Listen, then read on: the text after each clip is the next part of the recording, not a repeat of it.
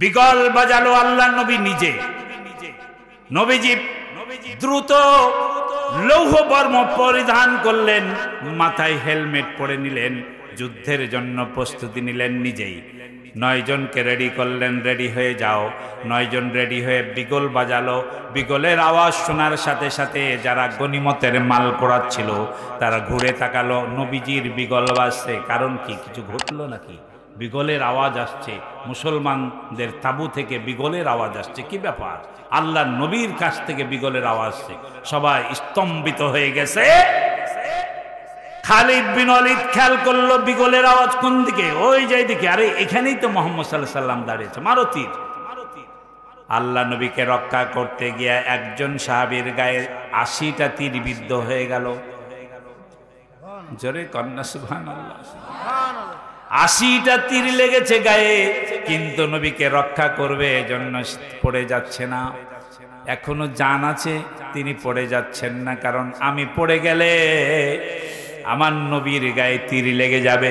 যেদিক থেকে তীর আসে সেদিকে হাত পাতে, বুক পাতে, নিজের গা পাতিয়ে দেয়, আমার নবীর গায়ে আঘাত হতে দেবে না। হঠাৎ করে এক কাফের বড় একখান পাথর তুলে জোরসে ছুঁড়ে মেরেছে। আমার নবীর হেলমেটের উপরে আঘাত লেগে, হেলমেটের এখানে 2টা লোহার আংটা ছিল, এই আংটার সাথে একটা বেল্ট এখানে বাঁধানো ছিল। হেলমেটটা ছিটকে পড়ে গেছে। পাহাড়ের পাথরের আঘাত মাথায় লেগে এটা ছিটকে সে ঠোঁটের উপরে লেগে আল্লাহ নবীর 2টা দন্দান মোবারক শহীদ হয়ে গেছে। নবীজি বেহুশে পড়ে গেলেন। হেলমেটের লোহার আংটা ভেঙে এই জায়গাতে, এই কপালের উপরে এই জায়গাখানে আংটাটা ঢুকে গেছে, মাথার মধ্যে ঢুকে গেছে। নবীজির হুঁশ নাই, বেহুশে পড়ে গেছেন। আর কাফেররা গোটা উহুদের প্রান্তরে খবর দিয়ে দিল, কুতিলা মুহাম্মদ, মুহাম্মদ মরে গেছে। আমরা তাকে পাথর মেরে আঘাত করে একেবারে চিৎ করে ফেলে দিয়েছি। আল্লাহ নবীর হুঁশ ফিরে আসলো। আল্লাহ নবীকে সাহাবীরা কয়েকজন তুলে নিয়ে তাঁবুর মধ্যে নিরাপদে করলেন। যুদ্ধ শুরু হয়ে গেল, তুমুল লড়াই হয়ে গেল। 70 জন সাহাবী জীবন দিল উহুদের প্রান্তরে। ভাইয়ের আমার, বাবাজির আমার, আমার নবী লৌহ বর্ম পরিধান করলেন। নবীজি উহুদের প্রান্তরে যাবার পরে নিজের হাতে তরবারিখানা উহুদি সাহাবীদেরকে বলেছিলেন, ও আল্লাহর বান্দারা, তোমাদের মধ্যে এমন কে আছো আমার এই তরবারিখানা আমি তার হাতে দিতে চাই, কিন্তু আমার তরবারির সম্মান রক্ষা করতে পারবে এমন একজন সাহাবী দাঁড়াও। এই কথা বলার সাথে সাথে 100 জন সাহাবী একসাথে হাত তুলে দিয়েছে। নবী গো, আপনার তরবারি আমার হাতে দেবেন, জীবন দেব, রক্ত দেব, ধরে 1 বিন্দু রক্ত থাকা পর্যন্ত আপনার তরবারির অসম্মান হতে দেব না। আল্লাহর নবী ওই সময় একজন লাল পাগড়িওয়ালা এক সাহাবীকে এই তরবারিখানা দিয়েছিলেন। কোন পাগড়ি? লাল পাগড়ি। আমি সেদিন দেখলাম ইউটিউবে একদল মানে পীর সাহেবের দরবারে সবাই লাল পাগড়ি বেঁধে আছে, আর আল্লাহু আল্লাহু আল্লাহু আল্লাহু, সবাই লাল পাগড়ি। আমি বললাম, এই লাল পাগড়ি কেন? এই উহুদের প্রান্তরে পেলাম লাল পাগড়ি। এই একজন সাহাবীর মাথায় লাল পাগড়ি ছিল। সেই সাহাবীর নাম কি একটু বলবো? যার হাতে আল্লাহ নবী নিজের তরবারি দিয়ে দিলেন, এই তরবারি নিয়ে তুমি লড়ো। আল্লাহ নবীর তরবারি নিয়ে যিনি উহুদের প্রান্তরে লড়াই করেছিলেন তার মাথায় কি পাগড়ি ছিল? লাল পাগড়ি মানে কি আল্লাহু আল্লাহু, না যুদ্ধের ময়দানে সেনাপতি, সেনাপ্রধান? সাহাবীরা লাল পাগড়ি মাথায় দিয়ে উহুদের প্রান্তরে যুদ্ধ করেছিল। আজকে সেই লাল পাগড়ি জিকিরে ফিকিরে দরবার শরীফে, খানকা শরীফে ঢুকে গেছে, যার কারণে সর্বত্র মুসলমান মার খায়, সর্বত্র মানুষ লাঞ্ছিত হয়। মুসলমানেরা সবচেয়ে লাঞ্ছিত পদদলিত জাতি। এর মূল কারণ হলো আমরা ইসলাম সঠিকভাবে চিনতে পারি না। আওয়াজ তুলুন, ঠিক না বে ঠিক? আরো জোরে কান, ঠিক না বে ঠিক? একদল মনে করে মসজিদে মসজিদে বয়ান করতে হবে, ফজিলতের কিতাব পড়তে হবে, এটার নাম ইসলাম। আর একদল মনে করে খানকা শরীফ বানায়া, দরগা শরীফ বানায়া, মাজার শরীফ বানায়া, সেখানে জিকিরে ফিকিরে আর তসবি সেখানে গিয়া তাবিজ আর তসবি আর বিভিন্ন রকমের ফুক তাবিজ দিয়া মানুষের কাছে থেকে টাকা কামাই করতে হবে, এটার নাম হলো ইসলাম। আর একদল মনে করছে আমি কওমি মাদ্রাসার হুজুর, আমি আলিয়া মাদ্রাসার হুজুর, আমি হাফিজিয়া মাদ্রাসার হুজুর, আমি কোরআনের খেদমত করি, এটার নাম হলো ইসলাম। আর একদল মনে করে যুদ্ধের ময়দানে জিহাদ করব, সবকে বোমা মেরে উড়িয়ে দেব। ওরা বোমাবাজি করে, মানুষ খুন করে বেড়ায়, ওরা মনে করে এটার নাম ইসলাম। প্রকৃতপক্ষে একটা গ্রুপও প্রকৃত ইসলাম চিনতে পারে না। আওয়াজ তুলুন, ঠিক না বেটি? 3 অন্ধতে হাতি দেখতে গেছে। হাতি দেখা শেষ করে এসে এক গাছতলায় বসে বলছে, বল হাতি তো দেখলাম, তো হাতিটা কেমন বলতো? একজন বলল, আমি বুকের সাথে ঝাঁপটা ধরলাম হাতিকে, ধরে দেখলাম হাতিটা একটা থাম্বার মতো। কিসের মতো? বলো, তুই হাতি দেখিস নি রে ভাই, অন্য কিছু দেখেছিস। কেন রে? বলে, আমি হাতি টেনে টেনে দেখলাম হাতিটা একটা রশির মতো। আর একজন বলছে, তোরা দুইজনে পচ্ছিল, একজনও তোরা সঠিক হাতি দেখিস নাই, আমি অরিজিনাল হাতি দেখেছি। তাহলে কি দেখেছিস বল? আমি দেখলাম হাতিটা একখান কুলার মতো। 3 জনে লেগেছে মারামারি। 500 দিয়ে এক ওস্তাদ যাচ্ছিল, বলে, এই দাঁড়াও দাঁড়াও, কিসের গন্ডগোল কও? বলে, হুজুর বলেন তো। এ বলছে থাম্বার মতো, এ বলছে রসার মতো, আর আমি বলছি কুলার মতো, কোনটা ঠিক? হুজুর বুঝলেন এরা 3 জনই তো অন্ধ, এদের তো চোখ নাই। কি বলেন, আছে? এরা চোখ নাই, দেখলোটা কি? উনি বুঝতে পারলেন, বলে, দাঁড়াও, গন্ডগোল করার দরকার নাই। তুমি হাতির পা ধরেছিলে, তাই তোমার কাছে মনে হয়েছে হাতিটা কিসের মতো? তুমি হাতির নেজ ধরেছিলা, তাই তোমার কাছে মনে হয়েছে হাতিটা কিসের মতো? আর তুমি হাতির কান ধরেছিলে, তাই তোমার কাছে মনে হয়েছে হাতিটা। সবগুলো এক জায়গায় করলে যেটা, সেটার নাম হলো হাতি। Islam is the complete code of life. ইসলামের মধ্যে পরিপূর্ণতা আছে, ইসলামের তাবলিগ আছে, ইসলামের জিকির আছে, ইসলামের জিহাদ আছে, ইসলামের মাদ্রাসা আছে, ইসলামের মসজিদ আছে, ইসলামের পাঠাগার আছে, ইসলামে আমাদের মসজিদের কাতার আছে, যুদ্ধের ময়দানেরও কাতার আছে। আওয়াজ তুলে কন, ঠিক না বেঠিক? একজন মুসলিম অল রাউন্ডার। খালি বল মারবেন, ব্যাট ধরতে জানবেন না, কিসের প্লেয়ার? অলরাউন্ডার যারা, তাদের নাম হলো মুসলিম। তারা কি বলেন? জোরে কন, আল্লাহ রাব্বুল আলামিন। তাই তো সূরা সফের 9 নম্বর আয়াতে বলছেন, হুয়াল্লাযী আরসালা রাসূলাহু বিল হুদা ওয়া দীনিল হক লিইয়ুযহিরাহু আলাদ-দীনি কুল্লিহি ওয়ালাউ কারিহাল মুশরিকুন।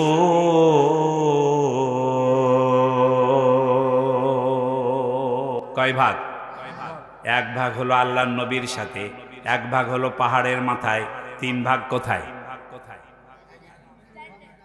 হ্যাঁ না, বলেছি একটা ডানে, একটা বামে, আর একটা সামনে, বলেছি না?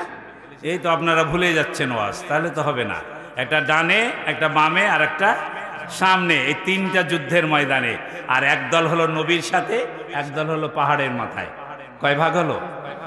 5 ভাগে সাহাবেরাকে বিভক্ত করে দিয়া এমন তুমুল লড়াই শুরু হয়ে গেল। সামান্য সময়ের ব্যবধানে নেংটি তুলে সব কাফেররা ময়দান ছেড়ে পালাতে লাগলো। সুবহানাল্লাহ কালকে বলিয়েন, মজা লাগলে জোরে কন সুবহানাল্লাহ। পালিয়ে যাচ্ছে কারা? মক্কার কাফেররা পালিয়ে যাচ্ছে, কারণ রণকৌশলে আমার নবী যেভাবে সাজিয়েছে, ওদের হলো এলো পাথারি, এলোমেলো। ওরা নিজেরাই মারামারি করে। আর আমার নবীর লোক কম, কিন্তু সাজানো গুজানো এত সুন্দর মানে উপস্থাপনা, মানে সাহাবীদের সাহসিকতা এবং কাতার দেখে, লাইন দেখে ওরা ভয়ে ভীতে ময়দান ছেড়ে পালাচ্ছে। এজন্য আল্লাহ বললেন, ইন্নাল্লাহা ইউহিব্বুল্লাযীনা ইউকাতিলুনা ফী সাবিলিহি সাফফান কাআন্নাহুম বুনিয়ানুম মারসুস।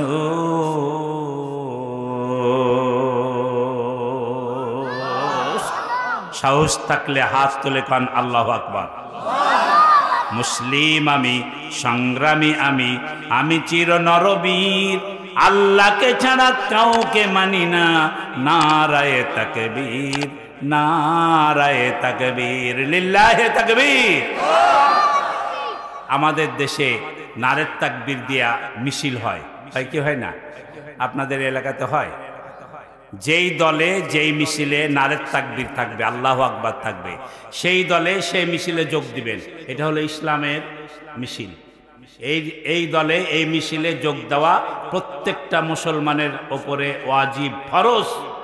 আর যেই দলে যে মিছিলে আল্লাহু আকবার স্লোগান থাকবে না, সে যেই হোক না কেউ, সে আপনার বাপ হোক, সে আপনার ভাই হোক, সে আপনার 14 গোষ্ঠী হোক, ওই মিছিলে যোগদান করা কোনো ইমানদার নামাজি মুসলমানের জায়েজ হবে না। বাছাই করে নেওয়ার দায়িত্ব আপনাদের। আল্লাহু আকবার স্লোগান ঈমান ধরে থাকা পর্যন্ত, দেহে এক বিন্দু রক্ত থাকা পর্যন্ত, যেখানে আল্লাহু আকবার আমরা আছি সেখানে আওয়াজ তুলুন, ঠিক না ঠিক? আল্লাহু আকবার নাই যেখানে, আপনারা জোরে জোরে বলেন সেখানে। আপনারা আছেন না নাই? আছেন? তাহলে আবার বলেন, আল্লাহু আকবার নাই যেখানে। মুসলমান যদি হয়ে থাকেন জবান খুলবেন, নাহলে মুনাফিকের তালিকায় নাম চলে যাবে। আল্লাহু আকবার স্লোগান নাই যেখানে। ভাইরা আমার, বাবাজিরা আমার, আল্লাহু আকবার স্লোগান দিয়া উহুদের প্রান্তর সাথে। মজার কথা, আপনার গনিমতের মাল কুড়ানো শুরু হয়ে গেছে। ওই 50 জন তীরন্দাজ তারা তাকিয়ে তাকিয়ে দেখে সব গনিমত কুড়িয়ে নিল। আর যুদ্ধ তো হয়ে গেছে, ওরা পালিয়ে গেছে, যুদ্ধ শেষ, চল যায় আমরা গনিমত কুড়াই। কিছু কিছু সাহাবী বললেন যে না, নবীজি বলেছেন আমার পরবর্তী নির্দেশ না আসা পর্যন্ত এই 50 জন তীরন্দাজ এই পাহাড়ের মাথা ত্যাগ করবে না। নবীর নির্দেশ পালন করা ওয়াজিব। অতএব ওরা গনিমত সব কুড়িয়ে নেকটাও ভালো, আমরা এখান ত্যাগ করতে পারি না যতক্ষণ আমার নবীর নির্দেশ না আসে। দ্বিধা বিভক্তি হয়ে গেল ওই তীরন্দাজদের মধ্যে। একদল বলে আরে যুদ্ধই তো শেষ, এখানে বসে দেখা লাভ কি, চল যায়। 39 জন চলে গেল, থাকলো কয়জন? 11 জন। 11 জন আনুগত্য করল, 39 জন যুদ্ধের ময়দানে চলে গেল। খালিদ বিন ওয়ালিদ তখন মক্কার কাফিরদের দলে ছিল। সে 40 জন ঘোড়সওয়ারি নিয়া উহুদ পাহাড় এই মাথা থেকে ওই মাথা 20 কিলোমিটার। কত কিলোমিটার? এখান থেকে ধরে নেন একবারে রানীহাটি, নাকি তারও বেশি, নাকি ধরেন রানীহাটি। এখান থেকে রানীহাটি এতখানি লম্বা খান পাহাড়। খালিদ বিন ওয়ালিদ 40 জন ঘোড়সওয়ার নিয়া ওই রানীহাটি পর্যন্ত দৌড় দিয়া ঘুরে এসে ওই পাহাড়ের পিছন দিক দিয়া যেই সুড়ঙ্গ পথে আমার নবী 50 জনকে বসিয়ে রেখেছিল, এই 50 জনের চলে গেছে কয়জন? 39 চলে গেছে, 11 জন আছে। এইখান দিয়ে খালিদ বিন ওয়ালিদ 40 জন তীরন্দাজ সহ ঢুকে গেছে। ওরা ঢুকেই ওই 11 জনকে তীর মেরেছে। এরাও তীর মারে, ওরাও মারে। এরা 11 জন, ওরা 40 জন। তীর মারতে মারতে এই 11 জন সাহাবী শাহাদাত বরণ করেন। ইন্না লিল্লাহি ওয়া ইন্না ইলাইহি রাজিউন। 11 জনকেই শহীদ করে দিয়া খালিদ বিন ওয়ালিদ পিছন দিক থেকে ওহুদের প্রান্তরে ঢুকে গেছে। মুসলমানেরা গনিমতের মাল কোড়ানো নিয়ে ব্যস্ত, যুদ্ধের চিন্তা মাথায় নাই। কাফেররা পালিয়ে গেছে, কিন্তু পিছন দিক দিয়ে যে খালিদ বিন ওয়ালিদের বাহিনী ঢুকে গেছে, এরা কেউ জানে না। আল্লাহর নবী ওই পতাকাবাহী 9 জন সাহাবী নিয়ে দাঁড়িয়েছিলেন। তারা খেয়াল করলেন খালিদের নেতৃত্বে 40টা সৈন্য তীর মারছে আর সামনের দিকে এগিয়ে আসছে। আল্লাহর নবীর হাতে একটা শিং ছিল, মানে তখনকার যুগে এটাই উন্নত মানের একটা মাইক, মানে ওখানে কথা বললে আওয়াজ বড় হতো। শিং বাজানো, এটাকে বিগল বলা হয়, বাংলাতে বিগল বলা হয়। আর্মিরা বাজায়, এখনো বাজায়। আর্মিদের মধ্যে এই বিগল বাজানোর নিয়ম আছে। আর সেনাবাহিনীরা যখন আপনার ঈশ্বরদী না আপনার সারদাতে যখন ট্রেনিং করে তখন এই বিগল বাজায়। বিগল বাজালো আল্লাহর নবী নিজে। নবীজি দ্রুত লৌহ বর্ম পরিধান করলেন, মাথায় হেলমেট পরে নিলেন, যুদ্ধের জন্য প্রস্তুতি নিলেন নিজেই। 9 জনকে রেডি করলেন, রেডি হয়ে যাও। 9 জন রেডি হয়ে বিগল বাজালো। বিগলের আওয়াজ শোনার সাথে সাথে যারা গনিমতের মাল কোড়াচ্ছিল তারা ঘুরে তাকালো, নবীজির বিগল বাজছে। কারণ কি, কিছু ঘটলো নাকি? বিগলের আওয়াজ আসছে, মুসলমানদের তাবু থেকে বিগলের আওয়াজ আসছে, কি ব্যাপার? আল্লাহর নবীর কাছ থেকে বিগলের আওয়াজ আসছে। সবাই স্তম্ভিত হয়ে গেছে। খালিদ বিন ওয়ালিদ খেয়াল করলো বিগলের আওয়াজ কোন দিকে, ওই যে দিকে। আরে এখানেই তো মুহাম্মদ সাল্লাল্লাহু আলাইহি সাল্লাম দাঁড়িয়েছে, মারো তীর। আল্লাহ নবীকে রক্ষা করতে গিয়ে একজন সাহাবীর গায়ে 80টা তীর বিদ্ধ হয়ে গেল। জোরে কন্যা সুবহানাল্লাহ। 80টা তীর লেগেছে গায়ে, কিন্তু নবীকে রক্ষা করবে এজন্য পড়ে যাচ্ছে না। এখনো জান আছে, তিনি পড়ে যাচ্ছেন না। কারণ আমি পড়ে গেলে আমার নবীর গায়ে তীর লেগে যাবে। যেদিক থেকে তীর আসে সেদিকে হাত পাতে, বুক পাতে, নিজের গা পাতিয়ে দেয়, আমার নবীর গায়ে আঘাত হতে দেবে না।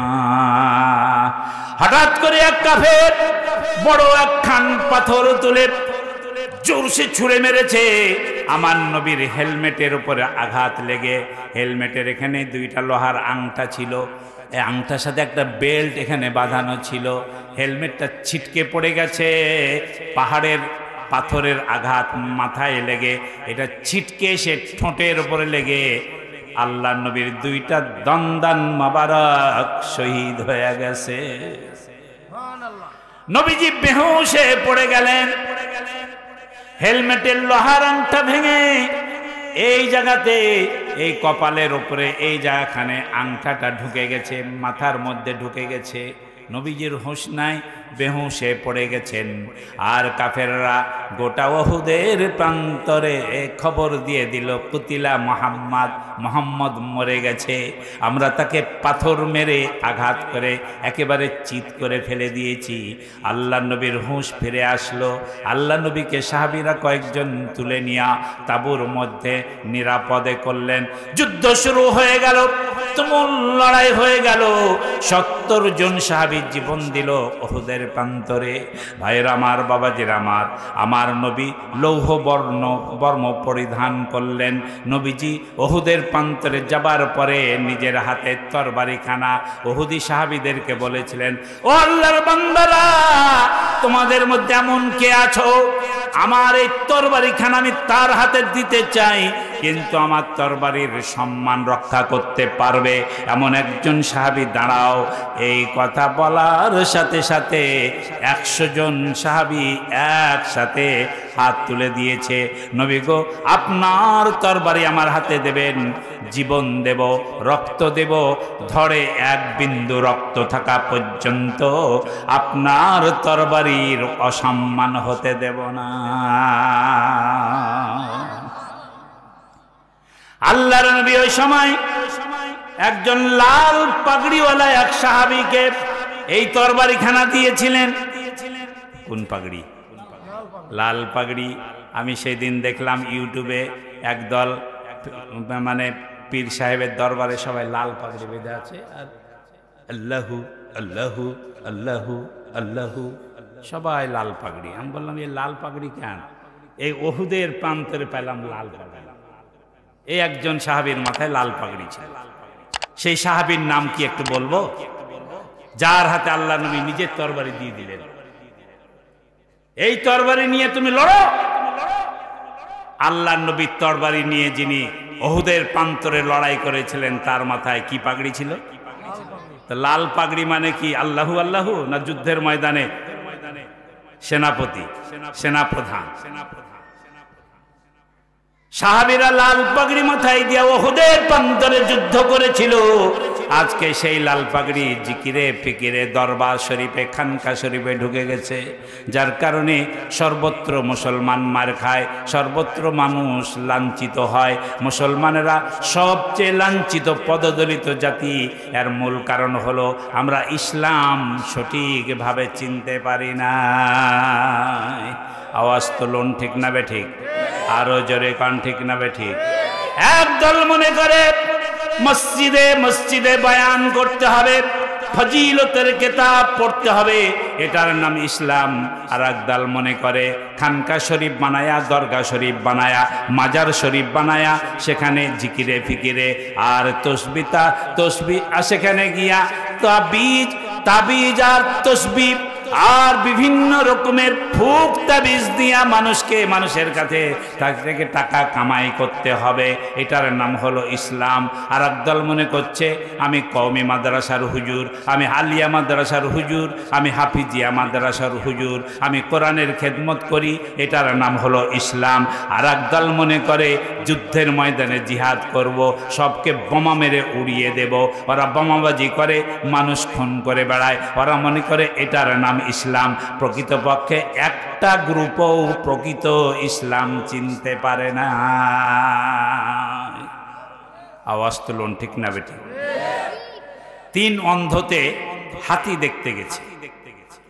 হাতি দেখা শেষ করে এসে এক গাছতলায় বসে বলছে, বল হাতি তো দেখলাম, তো হাতিটা কেমন বলতো? একজন বলল, আমি বুকের সাথে ঝাঁপটা ধরলাম হাতিকে, ধরে দেখলাম হাতিটা একটা খাম্বার মতো। কিসের মতো? বলে তুই হাতি দেখিস নি রে ভাই, অন্য কিছু দেখেছিস। কেন রে? বলে আমি হাতি টেনে টেনে দেখলাম হাতিটা একটা রশির মতো। আর একজন বলছে তোরা দুইজনে পশ্চিম, একজনও তোরা সঠিক হাতি দেখিস নাই, আমি অরিজিনাল হাতি দেখেছি। তাহলে কি দেখেছিস বল? আমি দেখলাম হাতিটা একখান কুলার মতো। 3 জনে লেগেছে মারামারি। 500 দিয়ে এক ওস্তাদ যাচ্ছিল, বলে এই দাঁড়াও দাঁড়াও, কিসের গন্ডগোল কও? বলে হুজুর বলেন তো। এ বলছে থাম্বার মতো, এ বলছে রসার মতো, আর আমি বলছি কুলার মতো, কোনটা ঠিক? হুজুর বুঝলেন এরা 3 জনই তো অন্ধ, এদের তো চোখ নাই। কি বলেন আছে? এরা চোখ নাই, দেখলোটা কি? উনি বুঝতে পারলেন, বলে দাঁড়াও, গন্ডগোল করার দরকার নাই। তুমি হাতির পা ধরেছিলে, তাই তোমার কাছে মনে হয়েছে হাতিটা কিসের মতো? তুমি হাতির নেজ ধরেছিলা, তাই তোমার কাছে মনে হয়েছে হাতিটা কিসের মতো? আর তুমি হাতির কান ধরেছিলে, তাই তোমার কাছে মনে হয়েছে হাতিটা। সবগুলো এক জায়গায় করলে যেটা, সেটার নাম হলো হাতি। Islam is the complete code of life. ইসলামের মধ্যে পরিপূর্ণতা আছে, ইসলামের তাবলিগ আছে, ইসলামের জিকির আছে, ইসলামের জিহাদ আছে, ইসলামের মাদ্রাসা আছে, ইসলামের মসজিদ আছে, ইসলামের পাঠাগার আছে, ইসলামে আমাদের মসজিদের কাতার আছে, যুদ্ধের ময়দানেরও কাতার আছে। আওয়াজ তুলে কন, ঠিক না বেঠিক? একজন মুসলিম অল রাউন্ডার। খালি বল মারবেন, ব্যাট ধরতে জানবেন না, কিসের প্লেয়ার? অলরাউন্ডার যারা, তাদের নাম হলো মুসলিম। তারা কি বলেন? জোরে কন। আল্লাহ রাব্বুল আলামিন তাই তো সূরা সফের 9 নম্বর আয়াতে বলছেন, হুয়াল্লাযী আরসালা রাসূলাহু বিল হুদা ওয়া দীনিল হক লিইয়ুযহিরাহু আলাদ-দীনি কুল্লিহি ওয়ালাউ কারিহাল মুশরিকুন।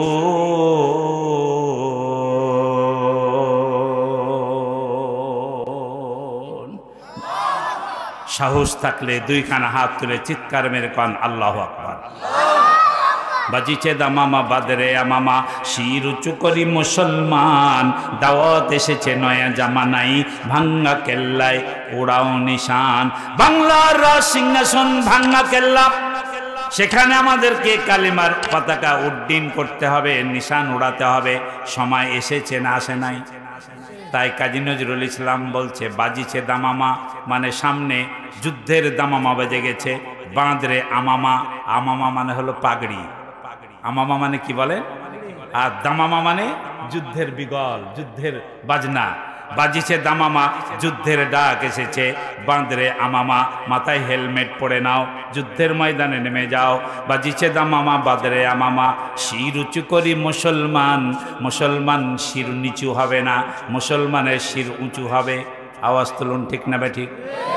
মুসলমান এক আল্লাহ ছাড়া কারো কাছে মাথা নত করবে না, জীবন দেবে, ধর থেকে মাথা আলাদা হয়ে যাবে, তাতেও রাজি থাকবে, কিন্তু কারো কাছে মুসলমান মাথা নত করবে না।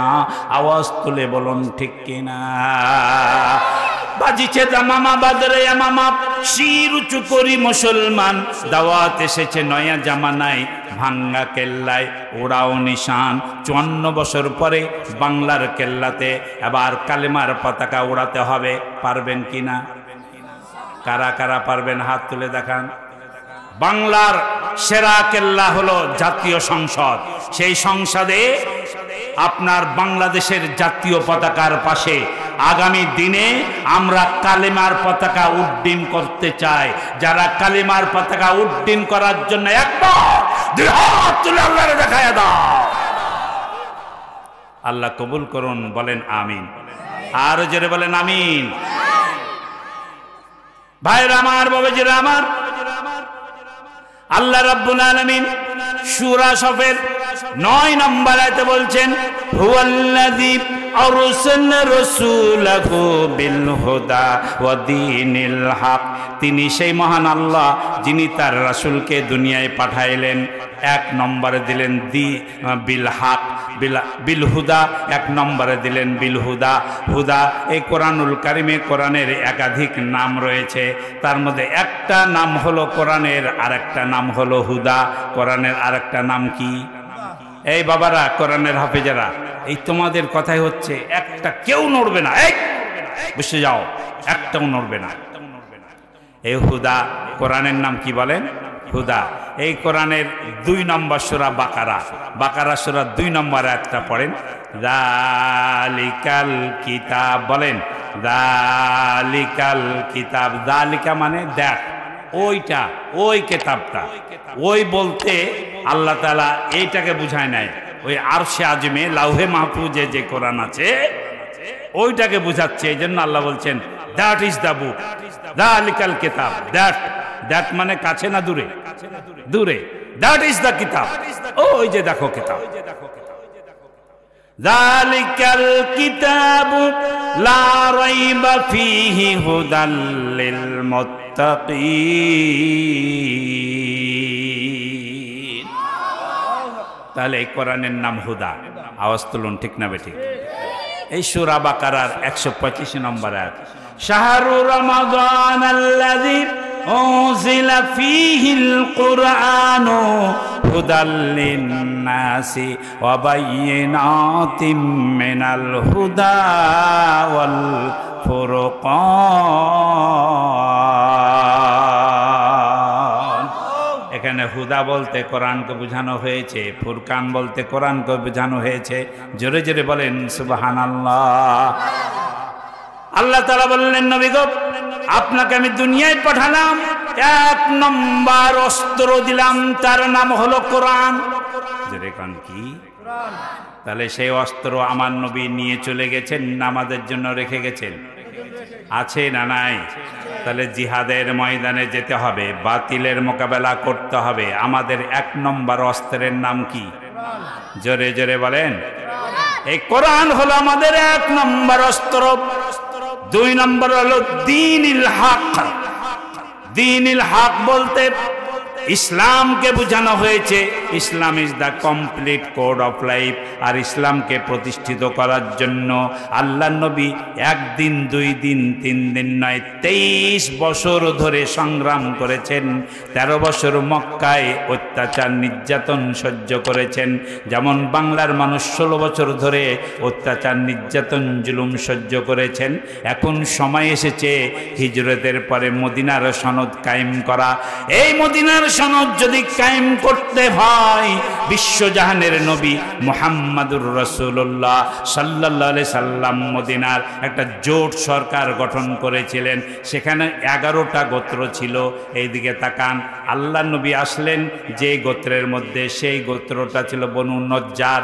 বনু নজ্জার হলো আল্লাহর নবীর নানার বংশ, যেখানে মা আমিনার বংশ। এই বংশের নাম ছিল বনু নজ্জার।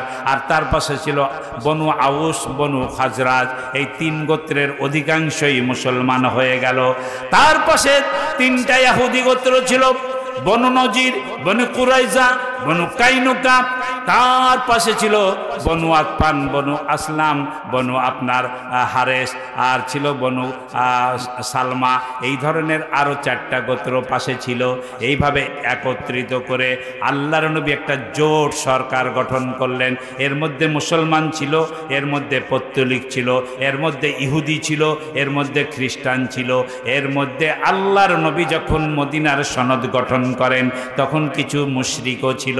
তাদেরকে নিয়ে রাষ্ট্র পরিচালনার জন্য মদিনার সনদ চুক্তিবদ্ধ করেছিলেন।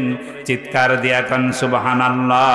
এই মুহূর্তে যদি বাংলাদেশে মদিনার সনদ কায়েম করতে চান, একা একা সম্ভব নয়। ওই সব সবাইকে নিয়ে জোট করতে হবে। আওয়াজ তুলুন, ঠিক না বেঠিক? এটাই নবীর সুন্নত। একদিনে ইসলাম কায়েম হয় নাই। আল্লাহ নবী রাষ্ট্রপ্রধান হওয়ার পরেও ইসলামকে পরিপূর্ণ প্রতিষ্ঠিত করতে পারেন নাই। বদরের যুদ্ধ করেছেন, উহুদের যুদ্ধ করেছেন, খন্দকের যুদ্ধ করেছেন, হুদায়বিয়ার সন্ধি করেছেন। হুদায়বিয়ার সন্ধির পরে আল্লাহর নবী চলে গেছেন আপনার ওই খাইবারের যুদ্ধ হয়েছে। খাইবারের যুদ্ধের পর আল্লাহ নবী করেছেন মুতার যুদ্ধ। মুতার যুদ্ধের পরে মক্কা বিজয় হয়েছে। মক্কা বিজয়ের পরে আপনার হুনাইনের যুদ্ধ হয়েছে। হুনাইনের যুদ্ধ থেকে ফিরে এসে আল্লাহ নবী চলে গেলেন আপনার এটা তাবুকের যুদ্ধে। তাবুকের যুদ্ধ হলো আল্লাহ নবীর শেষ যুদ্ধ। 1টা 2টা 3টা নয়।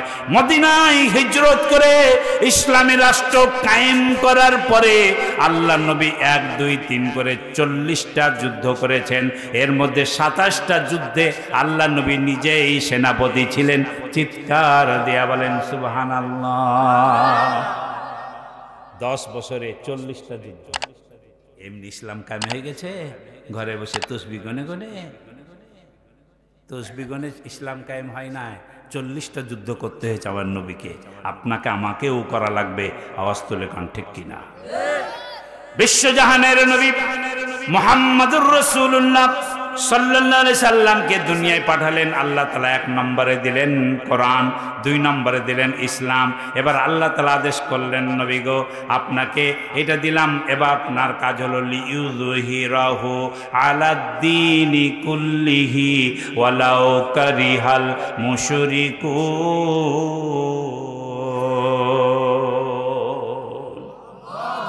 মুসলমান আওয়াজ তুলুন, আল্লাহু আকবার। নবী মূলত পাঠন করেন, নাঙ্গল নেন, মই নেন, মূলত পাঠন করেন। জমিতে যদি ধান বুনতে হয়, গম বুনতে হয়, জমিতে নাঙ্গল দিতে হবে, তারপরে মই দিয়ে সাবার করে সমান করে দিতে হবে। আওয়াজ তুলুন, ঠিক না বেঠিক? যদি কোনো কৃষক মনে করে এই জমিতে যতগুলো আগাছা আছে সবই আল্লাহর দান, ওরা সবসময় আল্লাহ জিকির করে, প্রত্যেকটা গাছ সকাল সন্ধ্যা সাব্বাহা লিল্লাহি মা ফিস সামাওয়াতি ওয়া মা ফিল আরদ। আল্লাহ তাআলা কোরআনে বলেছেন, সূরা সফের প্রথম আয়াতে আল্লাহ বলে দিয়েছেন, আসমান জমিন আল্লাহর যত সৃষ্টি আছে সকাল সন্ধ্যারা আল্লাহ জিকির করে।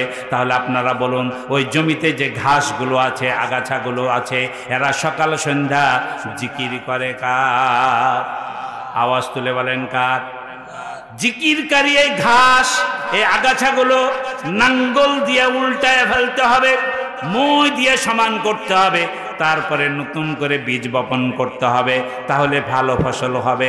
এখন আপনি একজন আল্লাহওয়ালা মানুষ, মনে মনে ভাবলেন হাই হাই সর্বনাশ, এই ঘাসগুলো এই আগাছাগুলো আল্লাহ জিকির করছে, আমি যদি নাঙ্গল দিয়ে এটা উল্টায়া দেয়, উল্টায়া পাল্টায়া দেয়, আল্লাহ জিকির বন্ধ হয়ে যাবে।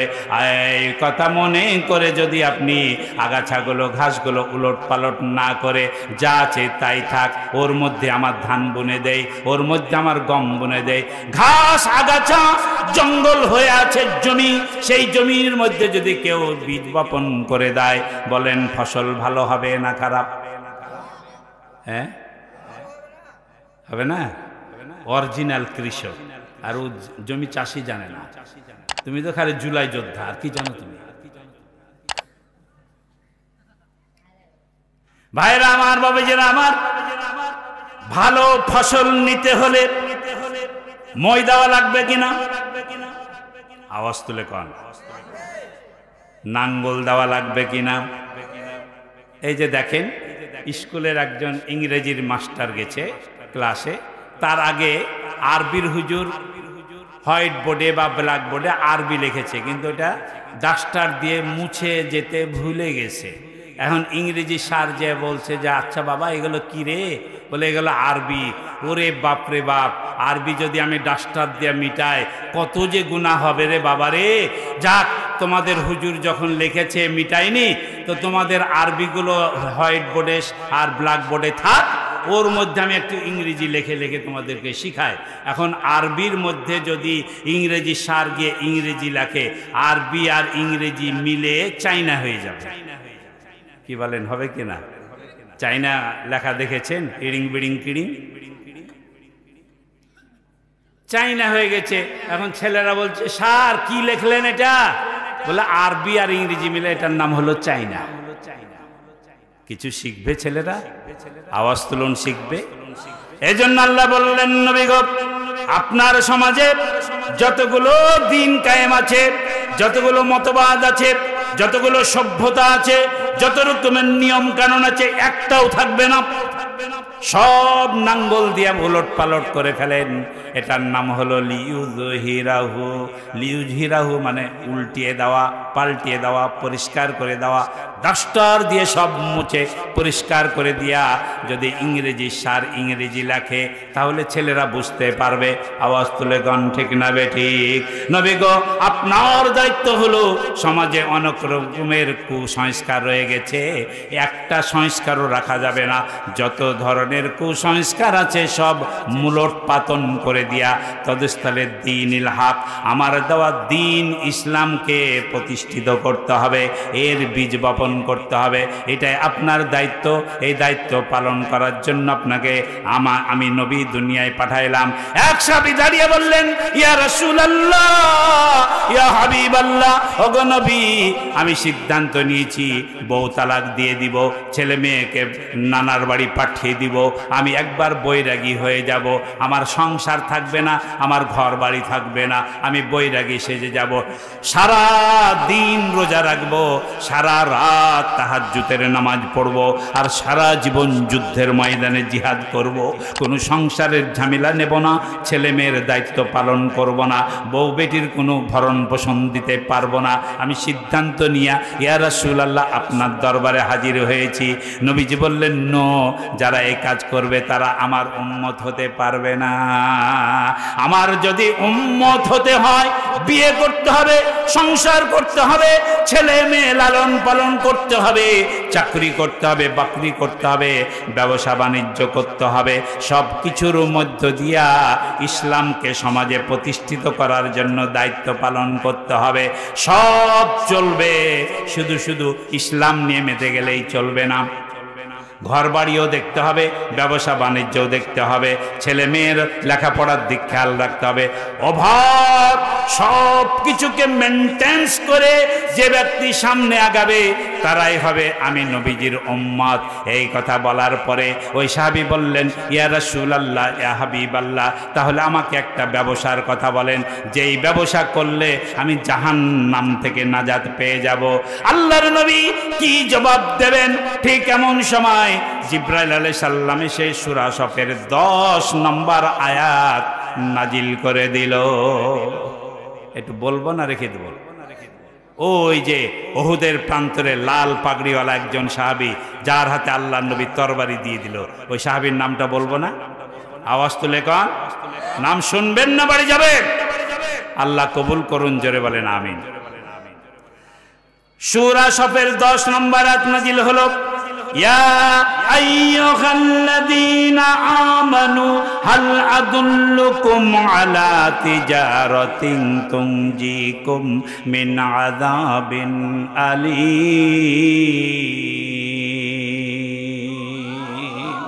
জাহান্নাম থেকে যদি বাঁচার ইচ্ছা থাকে হাতখানা তুলে কন আল্লাহু আকবার। ভাইয়ের আমার, বাবাজের আমার, কেউ যদি ব্যবসা করেন বা করতে চান, 3টা কথা মনে রাখবেন। কয়টা? 1 নম্বরে হলো পুঁজি থাকা লাগবে, 2 নম্বরে হলো অভিজ্ঞতা থাকা লাগবে, 3 নম্বরে জনবল থাকা লাগবে। ধরেন আপনার পুঁজি হলো 1 লক্ষ টাকা, আপনি যদি রড সিমেন্টের ব্যবসা করার চিন্তা করেন, হবে নাকি? হবে না। 1 লক্ষ টাকা একটা পানের দোকান দেওয়া যেতে পারে আজকালকার বাজারে, পান সিগারেট ছাড়া চলবে না, আর অন্য কোনো মুদিখানাও হবে না। মুদিখানার দোকান দিতে গেলেও 10 লাখ টাকা লাগবে, কি বলেন না বেঠিক? তাহলে পুঁজি নাই, বড় ব্যবসার চিন্তা করে হবে না। আপনি আদার ব্যাপারী হয়ে জাহাজের খবর নেবেন, তা তো চলবে না। তাহলে পুঁজি অনুযায়ী ব্যবসা। 2 নম্বরে আপনি রড সিমেন্টের ব্যবসা জুড়লেন, কিন্তু রডের দাম জানেন না, ভালো মন্দ বুঝেন না, সিমেন্টের ভালো মন্দ বুঝেন না। দেখা গেল রড সিমেন্টের ব্যবসা জুড়ে সব বাকি, আপনার ব্যবসা কেন্দ্রে লাল বাতি। অভিজ্ঞতা নাই, অভিজ্ঞতাহীন লোক আপনি ব্যবসা করতে বসেছেন। তাহলে 2 নম্বরে কি লাগবে? অভিজ্ঞতা। একা একা কি আর ব্যবসা হয়? আপনার স্টাফ লাগবে, কর্মচারী লাগবে, মার্কেটিং অফিসার লাগবে, সেলসম্যান লাগবে, ডিলার লাগবে, তাহলে না ব্যবসা জমবে। ঠিক না বেঠিক? 3টা জিনিস মনে রাখেন। আল্লাহ তাআলা বললেন, হ্যাঁ ঈমানদাররা, আমি এমন একটা ব্যবসার কথা বলবো, এই ব্যবসা করতে হলে 3টা জিনিস লাগবে। কয়টা? 3টা জিনিস লাগবে। আর এই 3টা জিনিস যার মধ্যে থাকবে, আমি আল্লাহ তাআলা তাকে 3টা সফলতা দান করব। জোরে জোরে কান সুবহানাল্লাহ। 3 3 6 আর 3 কয়? হ্যাঁ, মনে রাখো, 9টা কথা হবে, তারপরে দোয়া। কয়টা কথা? 9টা কথা বলতে 9 মিনিট লাগবে নাকি? 10 মিনিট হলে হবে তো নাকি? যা হবে হোক, ঠিক আছে। 1 নম্বরে ভাই, এদিকে দেখান, আগে আমরা লাভ দেখব, তারপরে কাম। আগে লাভ, তারপরে কাম, ঠিক না বেঠিক? 1 নম্বরে লাভ হলো, যারা এই ব্যবসা করবে আল্লাহ তাআলা তাদের জন্য জাহান্নামের আগুন হারাম করে দেবে। সুবহানাল্লাহটা কালকে বলিয়েন। কালকে তৈবুর রহমান আসবে, খুলনা সাতক্ষীরার মানুষ, তখন সুবহানাল্লাহ বলিয়েন। এখন আমি দেশের বেটি ফুঁটা পড়ি, সুবহানাল্লাহ বলিয়েন না। কি এখন বলবেন না কাল বলবেন? আরো জোরে কান সুবহানাল্লাহ। এই ত্রিমোহনীর মুসলমান, আল্লাহর নবী আমাদেরকে জানিয়ে দিয়ে গেলেন, জাহান্নাম থেকে যদি মুক্ত হতে হয়, একটা ব্যবসা আছে, যে ব্যবসায় আপনাকে 3টা কাজ করা লাগবে। যেই ব্যবসা 3টা কাজ যদি করে কেউ, আল্লাহ তাআলা তাকে 3টা ফল দিবে, লাভ দিবে। 1 নম্বরে লাভ হলো জাহান্নাম থেকে মুক্ত করে দিবে। 2 নম্বরে হলো ইয়াগফির লাকুম যুনুবাকুম, ওর জীবনের সব গুনাহ খাতা আল্লাহ তাআলা মাফ করে দিবে। 3 নম্বরে হলো ওয়াইদখিলকুম জান্নাত। সুবহানাল্লাহ কন। আর একটু আস্তে করে কন, আরেকবার বলেন, জোরসে বলেন, আরো জোরে। জোর হলো না, তালে তালে আরেকবার। ভাইরা আমার, বাবাজিরা আমার, 3 নম্বরে হলো জান্নাত। 3 নম্বরে কি? তাহলে 3টা লাভ। 1 নম্বরে জাহান্নাম থেকে মুক্তি, 2 নম্বরে হলো গুনাহ সব মাফ, 3 নম্বরে আল্লাহর জান্নাতে আল্লাহ প্রবেশ করায়া দেবে। ভাইয়ের আমার, বাবাজির আমার, এই 3টা লাভ পেতে হলে আপনাকে আমাকে একটা ব্যবসা করা লাগবে। রাজি আছেন কিনা? পুঁজি আছে, অভিজ্ঞতা আছে, জনবল আছে। দেখেন তা কি, এবার আল্লাহ তাআলা বলেন হাল আদুল্লুকুম আলা তিজারা, এই ইমানদাররা আমি একটা ব্যবসার কথা বলছি। এই ব্যবসা করতে হলে তিনটা জিনিস লাগবে। এক নম্বরে হলো তুমিনুনা বিল্লাহ, দুই নম্বরে হলো তুমিনুনা বিল্লাহি ওয়া রাসূলিহি, তিন নম্বরে হলো ওয়াতুজাহিদুনা ফি সাবিলিল্লাহি বিআমওয়ালিকুম ওয়া আনফুসিকুম। এবার আল্লাহ বলছেন এই তিনটা পুঁজি যার হয়ে যাবে আমি গ্যারান্টি দিচ্ছি, ওয়ারেন্টি দিচ্ছি, ওকে গ্যারান্টি ওয়ারেন্টি লিখে দিচ্ছি সারা জীবনের জন্য। 1 বছরের নয়, 2 বছরের গ্যারান্টি নয়, 3 বছরের ওয়ারেন্টি নয়, সারা জিন্দেগি জান্নাতে যাওয়া পর্যন্ত গ্যারান্টি এবং ওয়ারেন্টি। যালিকুম খায়রুল লাকুম ইন কুনতুম তা'লামুন।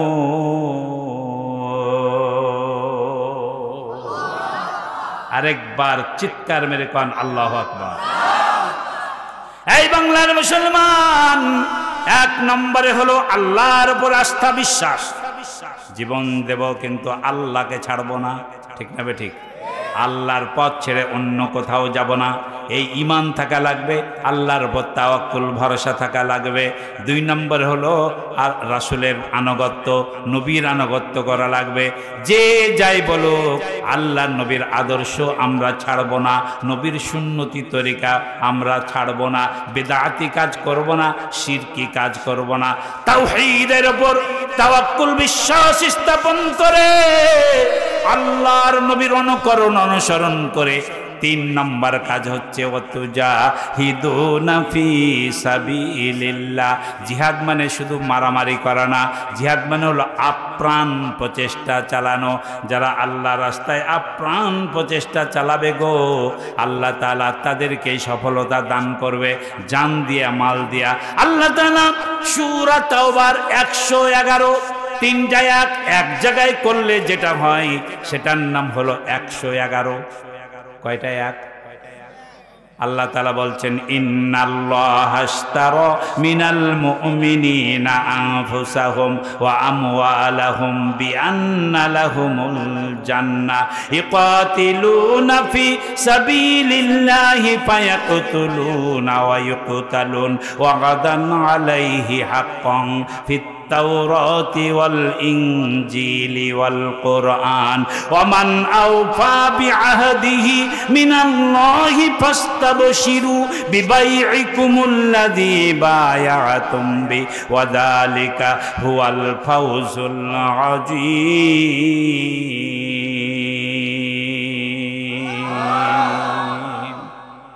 আরেকবার বলেন, 2খানা হাত তুলেন, আরেকবার বলেন, আরেকবার বলেন, 2খানা হাত তুলেন। আল্লাহ কবুল করুন, বলেন আমিন। এটার নাম ঈমান। আওয়াজ তুলুন, ঠিক না বে ঠিক? যালিকা হুয়াল ফাউজুল আযীম। হে ঈমানদাররা, এটাই হচ্ছে তোমাদের সবচেয়ে বড় বিজয়। আরেকবার আল্লাহু আকবার বলে। কোনটা সবচেয়ে বড় বিজয় জানার দরকার আছে না? আল্লাহ বলেন তোমার জান, তোমার মাল এটা আমাকে দিতে হবে। কে বলছে? তোমার জান তোমার মাল আমাকে দিয়ে দাও, আমি তোমাকে কি দেব জানো? বিনিময়ে আমি তোমাকে জান্নাত দিয়ে দেব। জোরে জোরে কান সুবহানাল্লাহ। আল্লাহ রাস্তায় জিহাদ করার জন্য 2টা জিনিস রেডি রাখেন। 1 নম্বরে হলো মাল, 2 নম্বরে হলো জান। আগে জান দিলে তো মাল দেওয়া যাবে না, ঠিক না ঠিক? আগে মাল দেন, মাল দেন, টাকা দেন, টাকা দেন, এই টাকা লাগবে, টাকা লাগবে বলে হুজুরেরা খালি টাকাই চায়। হুজুরের কামই নাই, খালি টাকা চাই। আরে ভাই, আমি টাকা চাই নাই, আল্লাহর কোরআন টাকা চেয়েছে। যত জায়গায় মুসলমান ইমানদারের গুণাবলী বলা হয়েছে, তত জায়গায় টাকার কথা বলা হয়েছে, আল্লাহ রাস্তায় খরচের কথা বলা হয়েছে। আপনি আমি বলেন তো, আমার জান, আমার মাল, আমার ধন, আমার জমি জায়গা, আর আমার জীবন, আমার মরণ, আমার কুরবানি সব কার? আওয়াজ তুলে বলেন, ইন্না সলাতি ওয়া নুসুকি ওয়া মাহইয়ায়া ওয়া মামাতি লিল্লাহি রাব্বিল আলামিন। সব কার? হাতখানা তুলে বলেন, সব কার? আল্লাহ কবুল করুন, জোরে কান আমিন। তাহলে 9টা কথা হয়ে গেল। কি কি কথা হলো বলেন? 1 নম্বরে হলো আল্লাহর উপর ঈমান, বলেন। 2 নম্বরে হলো রাসূলের প্রতি, রাসূলের উপর ঈমান বা রাসূলের আনুগত্য। 3 নম্বরে হলো আল্লাহ রাস্তায় জিহাদ। ঠিক আছে? এবার ব্যবসা করতে হলে 3টা জিনিস দরকার। কয়টা? 1 নম্বরে কি বলেন? পুঁজি। 2 নম্বরে অভিজ্ঞতা। 3 নম্বরে জনবল। তাহলে 6টা হয়ে গেল। আল্লাহর রাস্তায় কেউ যদি ব্যবসা করে আল্লাহ তাকে 3টা লাভ দিবেন। কি কি? জাহান্নাম থেকে মুক্তি, জীবনের গুনাহ সব মাপ। 3 নম্বরে আল্লাহর জান্নাত। আর কি চান বলেন? আর কিছু পাওয়া থাকলো? কিছু বাকি থাকলো? সব দিয়ে দিল আল্লাহ তাআলা। এটার নাম হলো যালিকাল ফাউজুল আযীম। এটা হলো সবচেয়ে বড় মহান বিজয়। চিৎকার দিয়ে কান সুবহানাল্লাহ। ভাইরা আমার, বাবাজিরা আমার, সূরা সাফ, উহুদের প্রান্তরে সাহাবীদের কাতার কাতার লাইনে লাইনে দাঁড়ানো, এই সাহাবীদের জন্য বলা হয়েছিল। এই সূরার শুরুতেই মুনাফিকের চরিত্র উচ্চারণ করা হয়েছে। এই সূরার মাঝখানে ইহুদি এবং খ্রিস্টানদের আপনার সাবধান করে দেওয়া হয়েছে। এরপরে বলা হয়েছে যারা মনে করেছে ইউরিদুনা লিইউতফিউ নূরাল্লাহি বিআফওয়াহিম ওয়াল্লাহু মুতিম্মু নূরিহি ওয়ালাউ কারিহাল কাফিরুন। ওই কাফেররা মনে করেছিল 16 বছর ধরে অত্যাচার, নির্যাতন, জুলুম করে, জেল জুলুম হলিয়া চাপিয়ে দিয়া সবকে ধ্বংস করে দিয়েছি। বাংলার মাটিতে একটাও আল্লাহু আকবার স্লোগান বলার লোক নাই। ওরা বগল বাজাচ্ছিল। হঠাৎ করে 5ই আগস্টের একটা বিপ্লব হয়ে গেল, অভ্যুত্থান হয়ে গেল। অভ্যুত্থানের দিন দেখা গেল লাখে লাখে মানুষ আল্লাহু আকবার স্লোগান তুলে দিয়েছে। আওয়াজ তুলে কান ঠিক না ঠিক?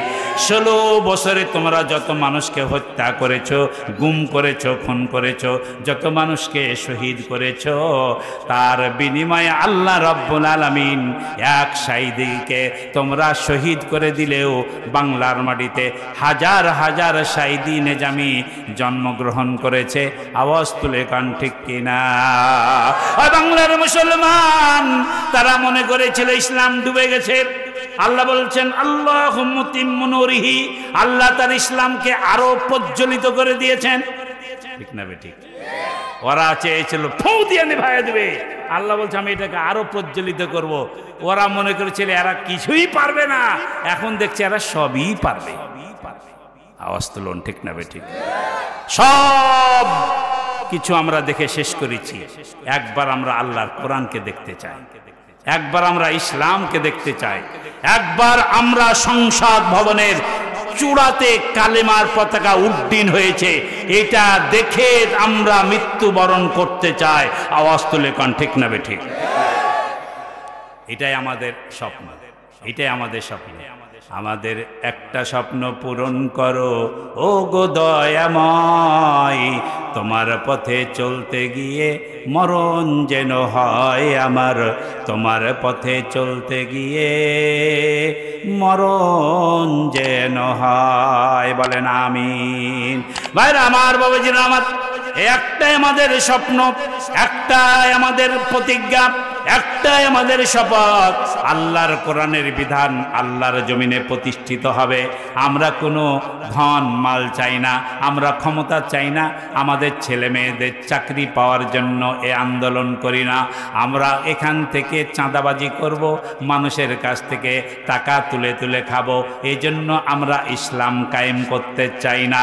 আমরা ইসলাম কায়েম করতে চাই ন্যায় প্রতিষ্ঠা করার জন্য, মানুষের ন্যায্য অধিকার ফিরিয়ে দেওয়ার জন্য, সর্বত্র মানুষ যেন সুখে শান্তিতে বসবাস করতে পারে, সুখী সমৃদ্ধ একটা কল্যাণময় রাষ্ট্র গঠন করার জন্য আমরা কোরআনের বিধান সমাজে কায়েম করতে চাই।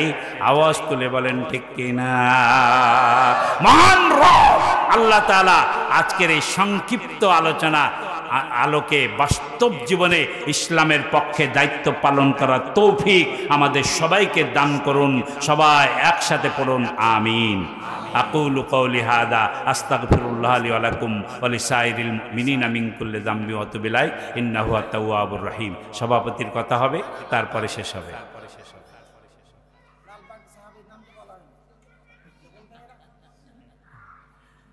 লাল পাগড়ি, তাই না? লাল পাগড়ি সাহাবীর নাম আমি বলতে রাজি। ময়দানে যদি ডাক আসে, সেই ডাকে লাল পাগড়ি মাথায় দিয়া নামার জন্য যদি আপনারা রাজি থাকেন, তাহলে আমি সাহাবীর নাম বলবো। কারা কারা রাজি হাত তুলেন? তাহলে একটা করে লাল পাগড়ি তৈরি করেন।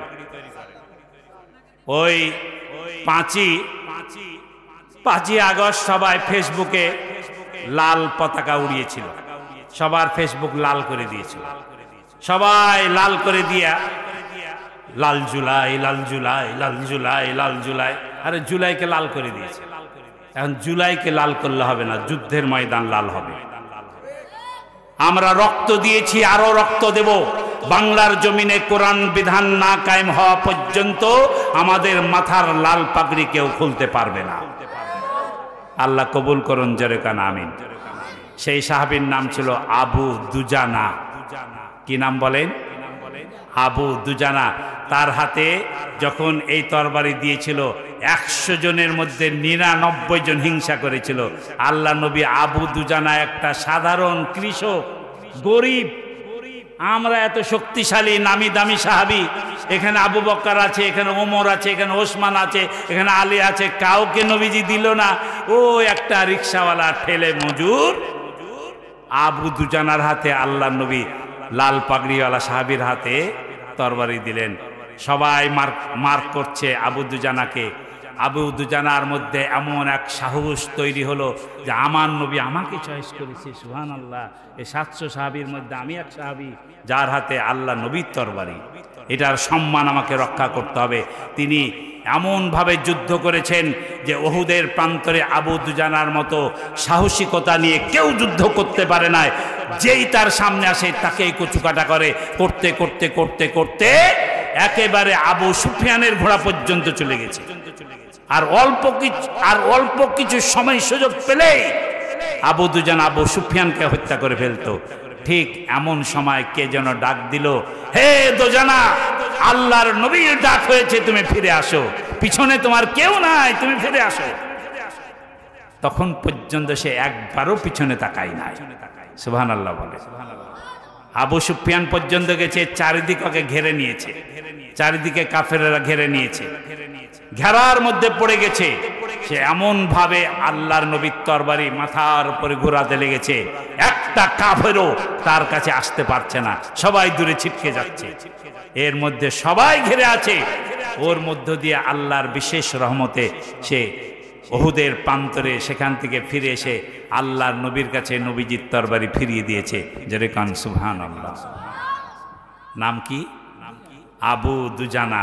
আবু দুজানা সাহাবীর মতো দুঃসাহসিকতা নিয়ে আজকে বাংলার মাটিতে ইসলামকে কায়েম করার জন্য এমনভাবে আমাদেরকে কাতারবদ্ধ হতে হবে, আমরা কেউ পিছনে ফিরে তাকাবো না যতক্ষণ সংসদ ভবনে কালেমার পতাকা উড্ডীন না হবে।